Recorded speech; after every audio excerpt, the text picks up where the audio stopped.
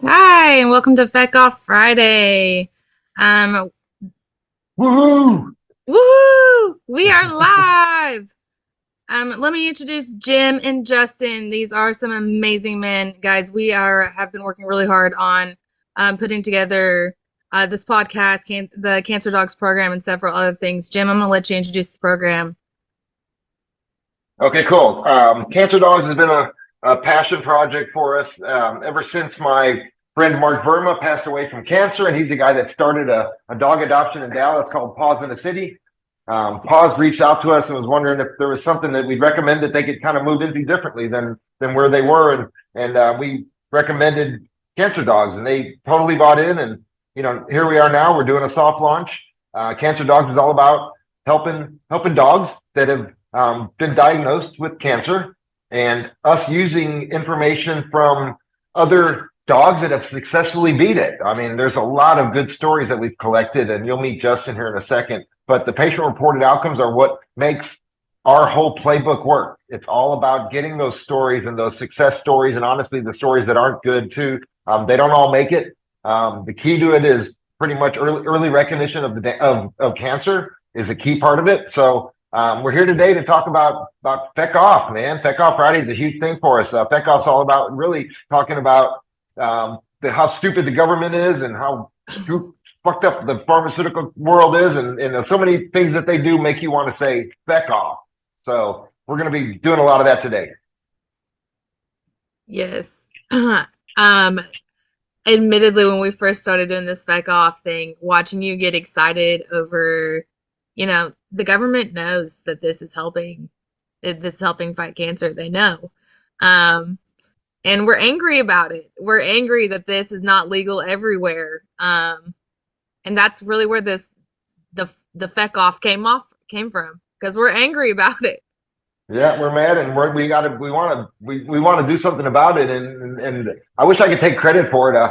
A friend of mine from up in Canada, Scott Granville, came up with it, and it stuck. I mean, instantly, and it's like stuff like there's only two countries in the world that allow pharmaceutical advertising on TV.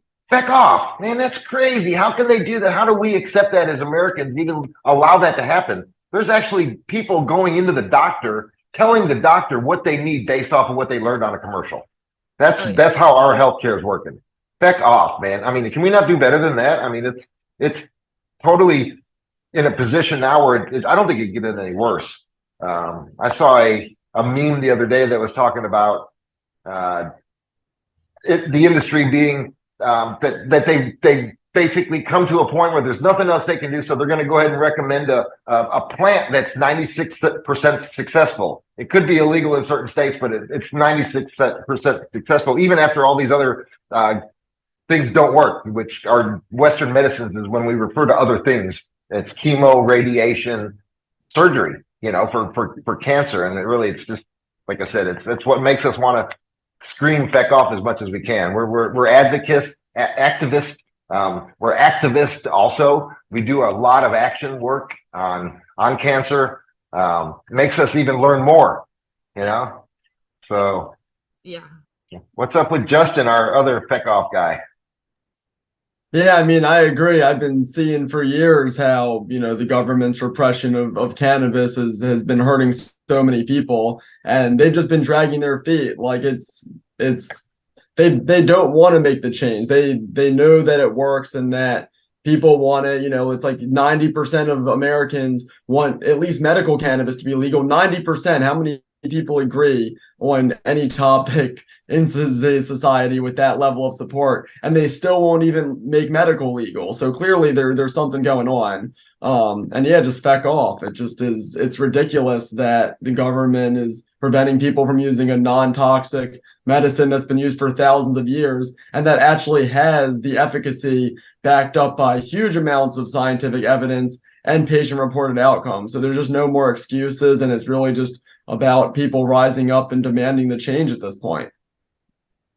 Yeah, and if you don't know what FECO is, it's full extract cannabis oil, which means the simple part about it is you literally take the whole plant, you soak it in high-grade alcohol, something like an Everclear, usually 190 proof works best.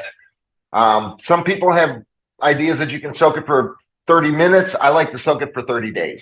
What that does is gets all the cannabinoids up, the levels up. The THC drops a little bit, but the other levels go way up, and which I think creates, and based off a lot of patient-reported outcomes that we're getting, talk about it becoming more of a medicine at that point.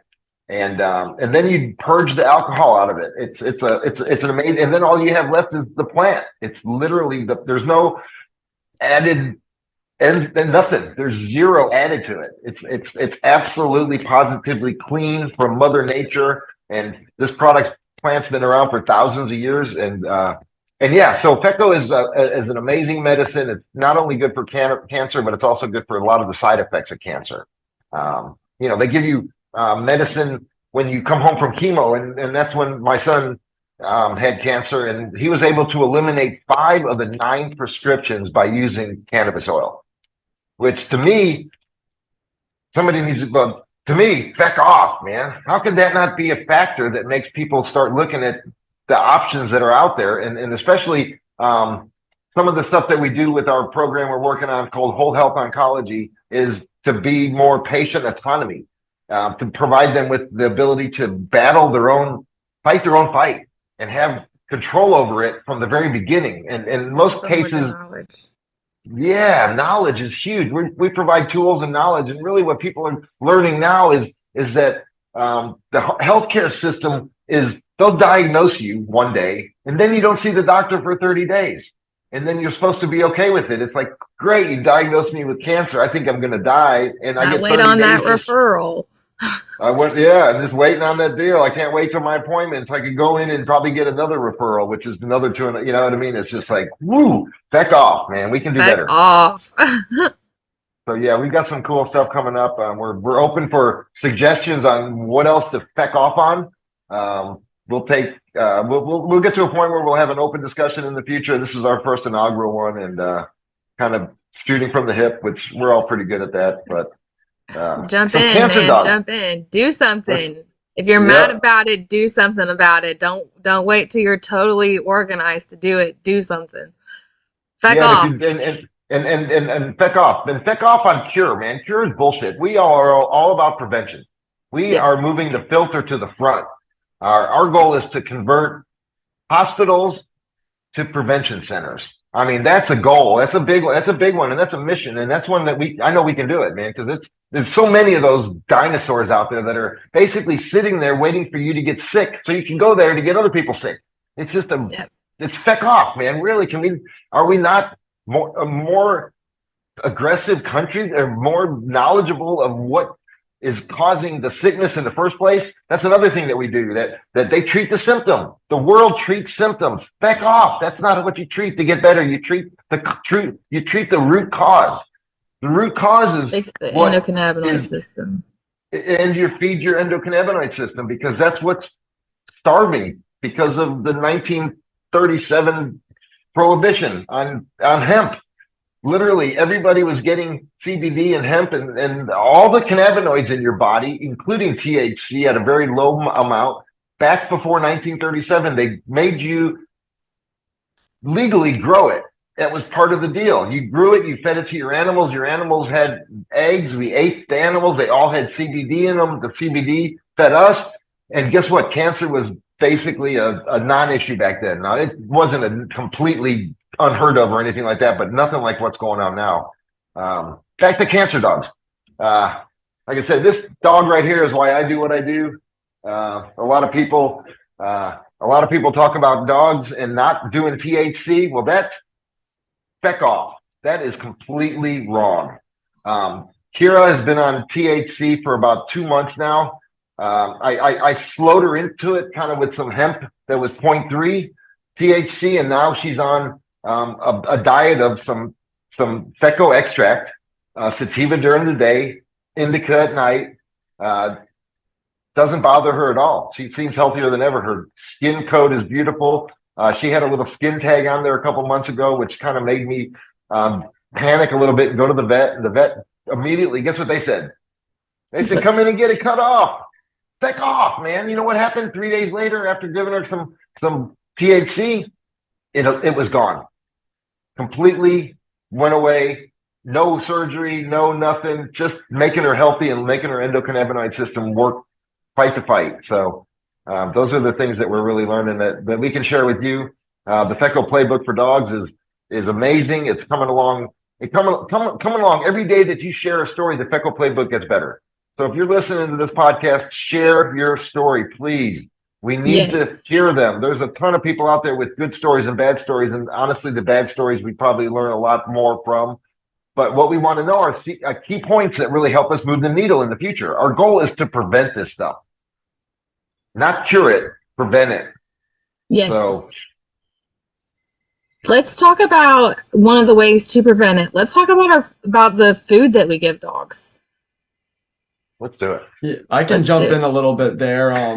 So kibble. So, most people feed their dogs kibble. That's the number one, type of product. They're all different brands, but there's a couple issues with them. There's two main issues. One is that they tend to be riddled with pesticides and toxins. They're not organic. This is dog food after all, and there just isn't as much rigor around the quality of dog food as human food. And even the human food that we eat is not the best. So think about dog food. So there's tons of pesticides and toxins in there that are impairing your dog's health and possibly contributing to the formations of cancers. And then the other issue is, as you can tell, from how hard and kibble is, it's very over processed. So there's tons of nutrients and enzymes that are stripped from the food. So even if there are good ingredients in there, then it's been overly processed and you're losing those enzymes and nutrients that help the food support your dog's health to the greatest extent. Food should be rich in nutrients and enzymes that help your dog's digestion. The more your dog the more toxins there are, the more stress there is on the liver and kidneys, and the less enzymes there are, the more stress on the digestive system. So the more needs to be done. Now that we've kind of talked about, so the goal, so if you have a dog that is on kibble, and let's say you're watching this podcast and this is the first time that you're hearing that your dog's food is full of toxins and you had never thought about that, and now you want to make the change. You want to make your dog have healthier eating habits. What is off of our patient reported outcomes? What is the safest way to do that? So basically, go on, Joe. Okay, I've got a good one from one of my mentor, Jack Kungle. He told me right off the bat, if don't wait till your dog is sick to get him on raw food. It's prevention. So I went and got I work with a group called Pottery out of Texas, and they make this product called freeze-dried raw food. Jack told me, you get your dog on raw food, the poop's going to quit stinking. I was like, get the F out, get the FECoff, basically, no way, right? So all of a sudden, I've been feeding Kira this freeze-dried raw food and adding carrots and celery to it for about 2 months. Her shit doesn't stink anymore. It's amazing, man. It really is. And Jack, this is how the playbook works. Jack's my mentor. Jack's a 13-year cancer survivor. The doctor told him to go home and get his affairs in order. He went home and started stuffing every hole in his body with cannabis oil and changing his diet. And now Jack's still alive 13 years later, happier and healthier than ever. So doing this with this freeze-dried raw food has already made Kira another happier dog. It's amazing. Her fur is softer. I made her feel like we're going on 2-mile walks every day, no problem. She has a great attitude right now. She's 8 years old, and I would rate her more puppy than she has been in a long time for sure. So, Justin, what were you going to talk about the raw food? Well, I wanted to say I think that's such a great product because it's so convenient. People can do homemade foods for their dog, and make their own blends, but that's such a great product because it's it basically has the benefits of kibble where you can just pour it out and you're good to go, but it is freeze dried and raw, and the benefits of the raw is that you are maximizing those enzymes. Like nothing has as much enzymes as raw foods, including raw vegetables as well, and enzymes are so critical for health. They do a lot more than just helping with digest food. That's what So it you looks really like do want right to there. maximize your enzyme intake. And yeah, that looks great. I want to eat some of that. Yeah, yeah, yeah. It doesn't smell bad at all. I mean, we've all smelled wet food, and it 100% she can't wait for it. She likes food anyway, but now she's just on a whole nother level. Like I said, I had a little THC. I actually put about 15 drops of hemp CBD tincture, and then I put about 10 to 15 drops of the sativa FECO during the day, and then the indica FECO at night during her meal. And she just nails it. Can't wait for it. Sits there just like a good patient and ready to go. And she's, like I said, this is all prevention. She had a skin tag. They were going to test it. Now the skin tag's gone. Be careful when you go. We love vets. We 100% love vets, but a lot of times they get caught up in that timing where they don't have enough time to really evaluate. So they have to go straight to what they taught them in medical school, is cut it off and biopsy it. Is that the best thing? I don't know. We'll find out based off of our patient-reported outcomes. Maybe that's something Justin can report to us on in the future, stuff like that, where we can bring up some of the high points of what is really working. And like I said, the ultimate goal is prevention. We are going to figure out what's causing the cancer with so many dogs. And as we get closer to it, the dogs are going to be a heck of a lot healthier. They'll all be feeding their endocannabinoid system probably for the first time ever in their life. Is really what's sad about it. But so I'm going to interrupt here. I'm in the comment section on our Facebook Live. And Jerry with Silverleaf made a comment, and he said, I get reamed for treating dogs with FECO. We would educate on the topic, but better yet, we would see and hear about the difference. So they're seeing about it. They're hearing it. I mean, they're seeing it too. Man, those guys over there are some incredible people. I'm so glad that he's in here watching. He was so excited when we're starting to launch this. So, yeah, a lot of businesses get in trouble. Let's kind of branch into that. Like, how hard is it for you to go to your veterinary clinic and hear about CBD and FECO? That's a good point, Jamie. I had a good friend of mine that just recently retired as a veterinarian, and he used to always wear this button that said, "Ask me about CBD." And knowing me, I was like, "What's up with the button, man?" And he goes, "Well, in Texas, you can't legally and openly talk about CBD until the patient requests information on it. So the patient, the dog owner, has to say something about it, and then they can legally open up and say whatever they want to." Well, all veterinarians absolutely know that CBD works fantastic for seizures. There is no doubt about it. They are 100% on board. They've seen it firsthand. Basically, nothing hardly works for seizures, and this works like magic, man. And it not only tones them down when they're happening, it not keeps them from happening. That's what the key to this is not. If it would just take away the seizure, that's called curing the symptom. If it fixes them and makes it to where they don't happen, that's called treating the root cause. And that's what we're all about. So yeah, Jerry at Silverleaf, man, you guys are great. Appreciate you guys supporting what we do.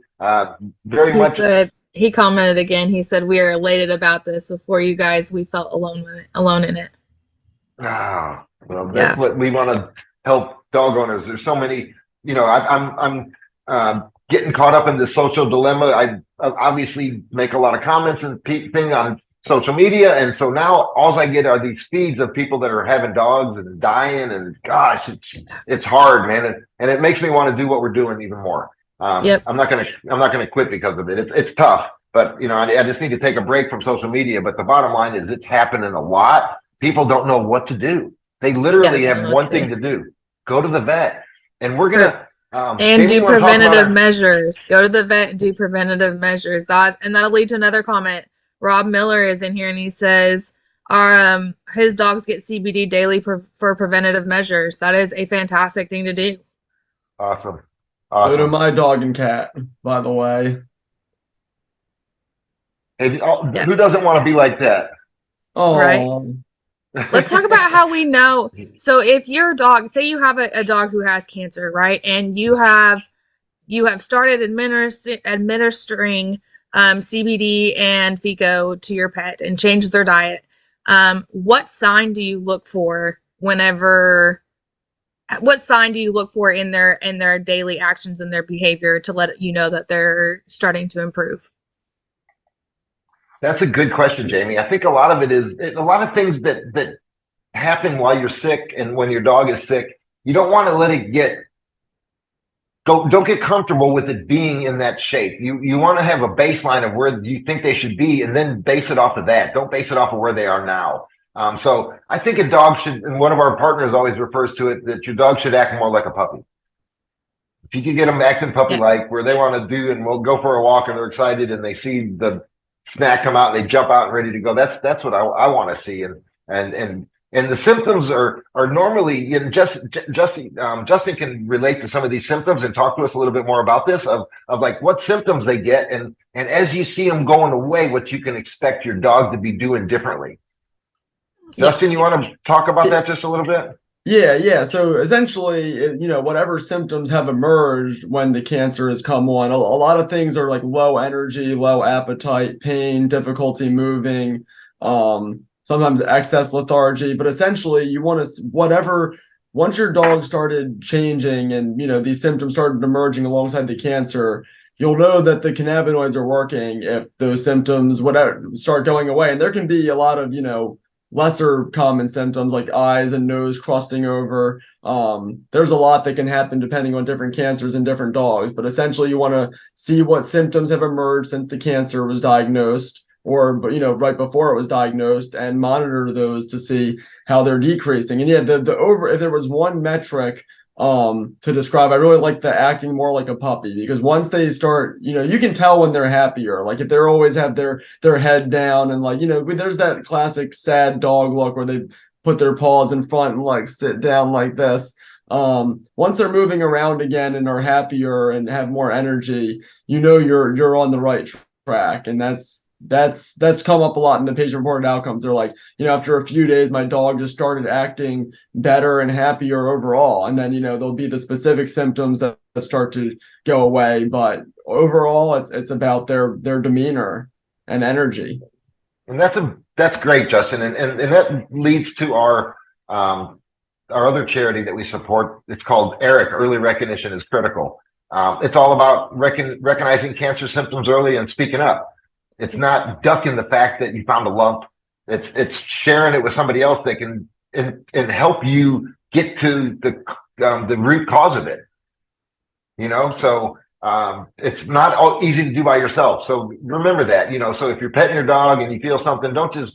And we do have a cool program going now called Pet with Purpose, and that's how I felt Kira's skin tag. It was in the morning she comes up and gives me some hugs, and I was just kind of giving her some. Petting her and doing a little bit more with purpose. And next thing I know, I've got an area where I felt a tag and kind of panicked a little bit, and got the light out in the middle of the night, like 5 a.m. and then, went to the vet, and I told you what happened. And the vet immediately like, let's cut it off. And I was like, whoa. And she goes, well, then it's going to take all day. It's going to cost about $700. Yeah. So, and I didn't have a problem with that. But then in 3 days before we could even get in to get it done, it was gone. We called out to our partners, the Healing Project.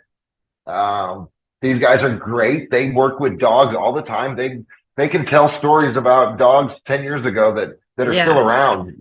That's fun. And we'll have them on here more than not, for sure.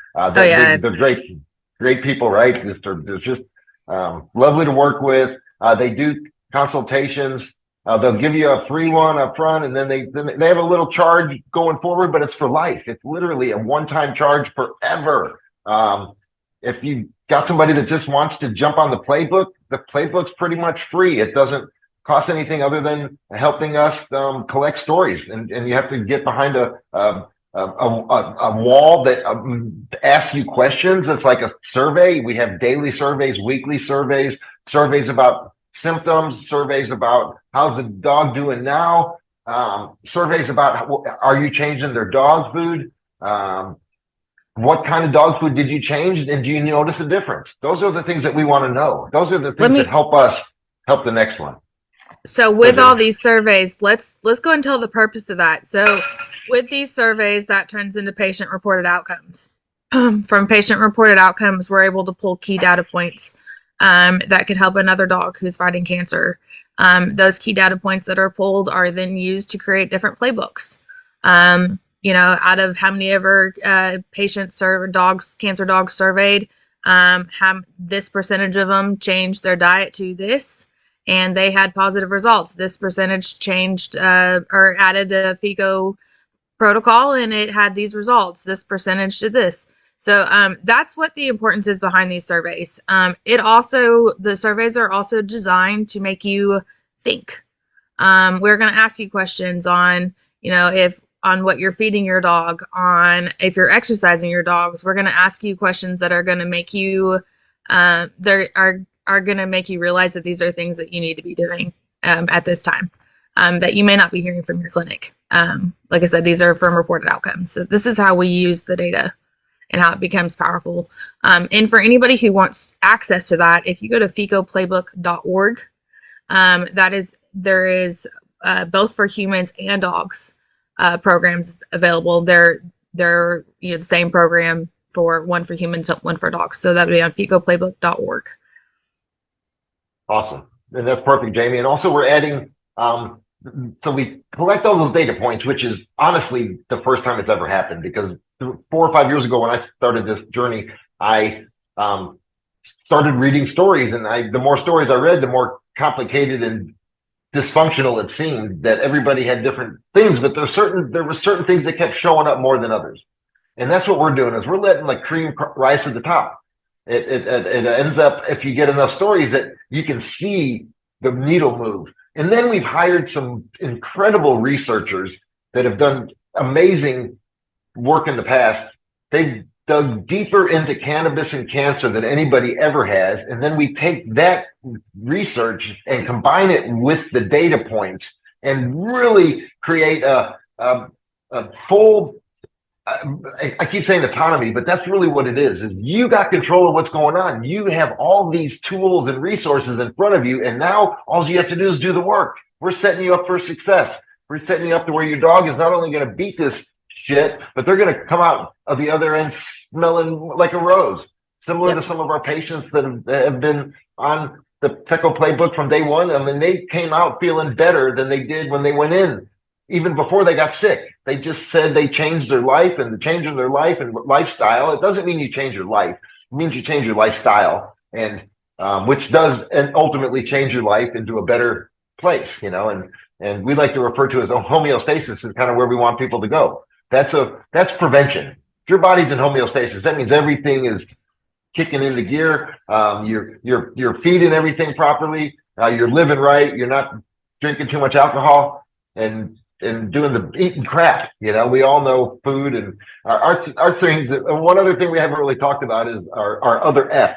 So we have food and FECO. It's frequency. So frequency is one of the things that we are just incorporating into animals, but it's Nikola Tesla stuff. Nikola Tesla and a guy named Rollright back in the early 30s were able to create a machine that had plasma tubes that could create frequencies, and they could identify which cells were cancerous, and then they were able to blow them up like they do with wine glasses. When the frequency hits a certain tone, the wine glass explodes. Other than when it's outside of that tone, it doesn't do anything. So they proved that it works. Of course, the next morning, the government came in and said, well, we're going to shut this operation down because we don't know what you guys are doing in here, what you're smoking, but they should have paid more attention because they figured something out. In that case. That's FECoff, man. That's super FECoff. FECoff. Yeah, good. Yeah, right on. Yeah, so food, FECO, and frequency, and everybody pay attention to that. It's really a big thing. We've got a partner that we're looking at starting to work with dogs. That's really because it works great for dogs. We've had some good success. We've had some success that, we tried too late on a couple dogs, and we're still doing some work with the dog industry to try to get more opportunities to see if we can really help the move the needle on that. Like I said, it's really about killing the viruses and bacteria that cause the cancer. So treat the root cause is what it's all about. Everybody, including almost every vet in the world, treats the symptom. That's it. They got a bump, they cut it out. They don't really have to do that, Yep. How about dissolve it? We've got another tip in the comment section that's pretty good, so I'm going to read it off. Providing a clean and a positive environment for them as well is very important for your dog.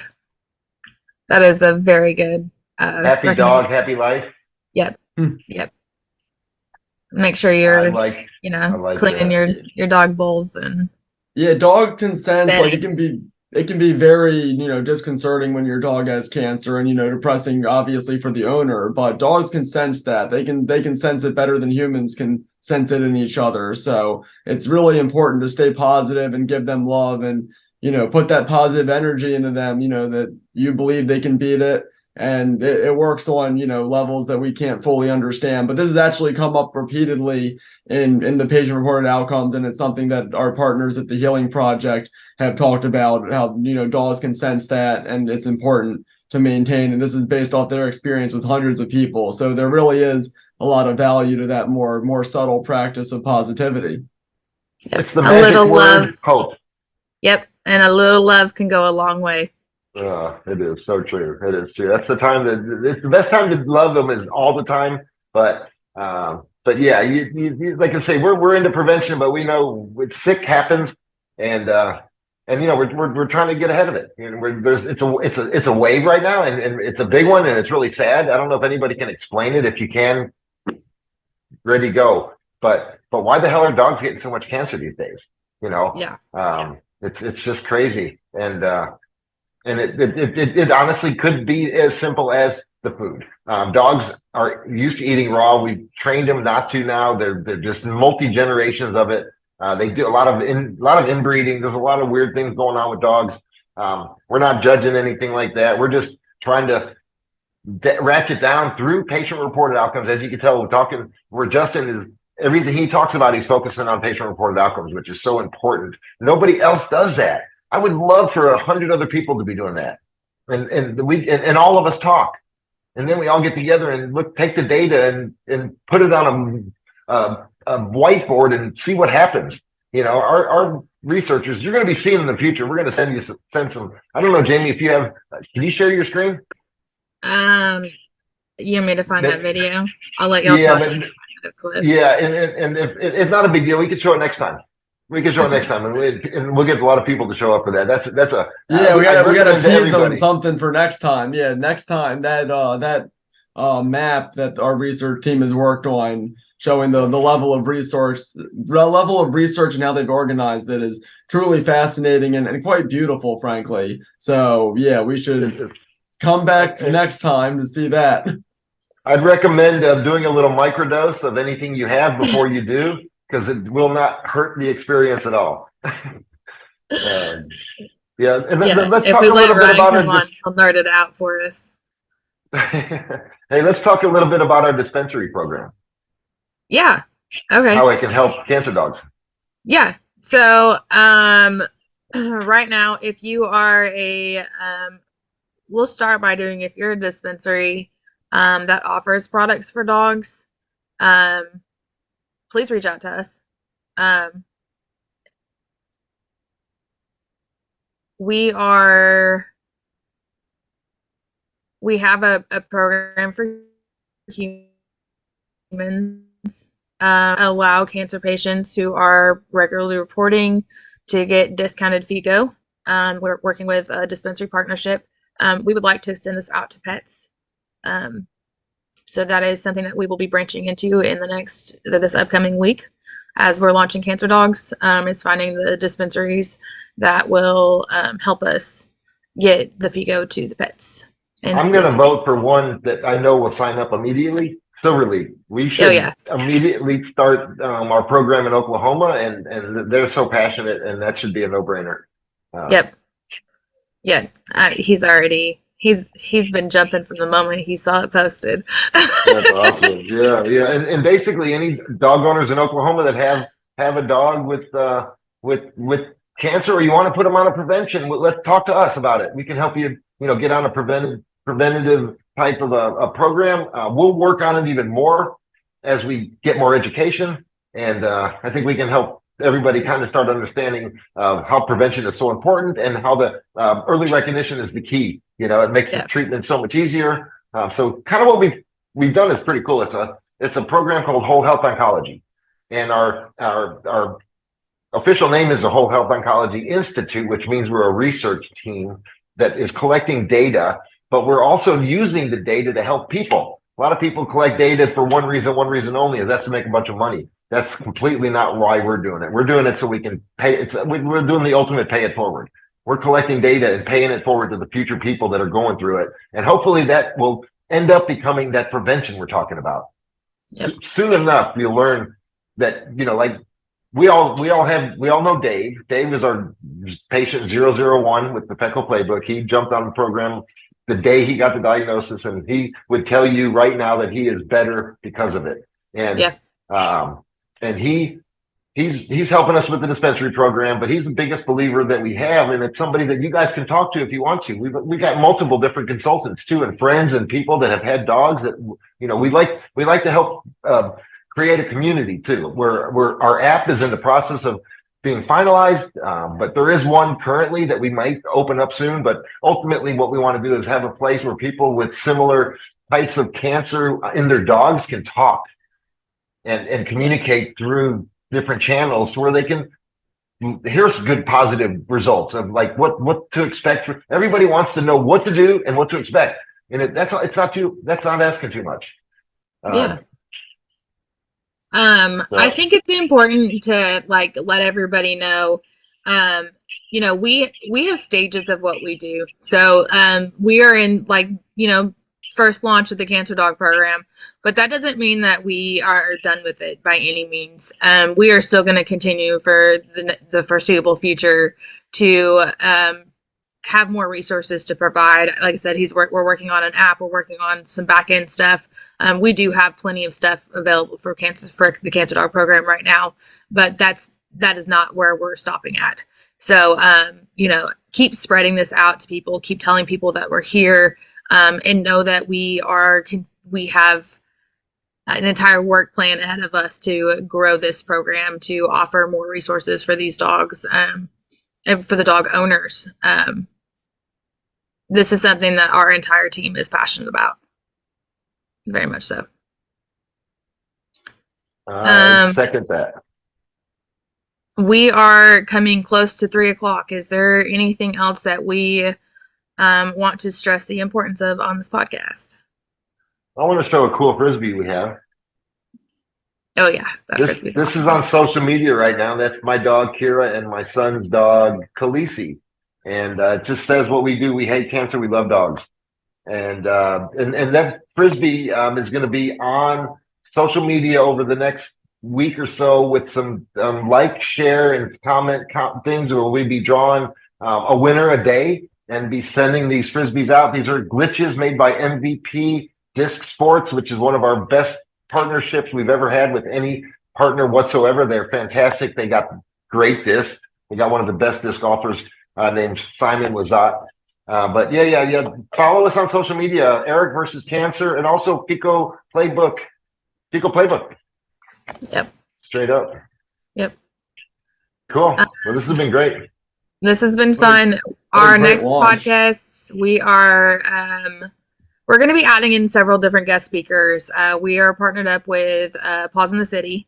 They are an amazing nonprofit. And then we'll have the Healing Project on, and some of their patient-reported outcomes, some of their success stories in the future. So to have FECoff Fridays and to be live on Fridays. The time may change the time of the day may change, but look for us on Fridays. And thank you guys to everybody who's watching and commenting. We appreciate you guys.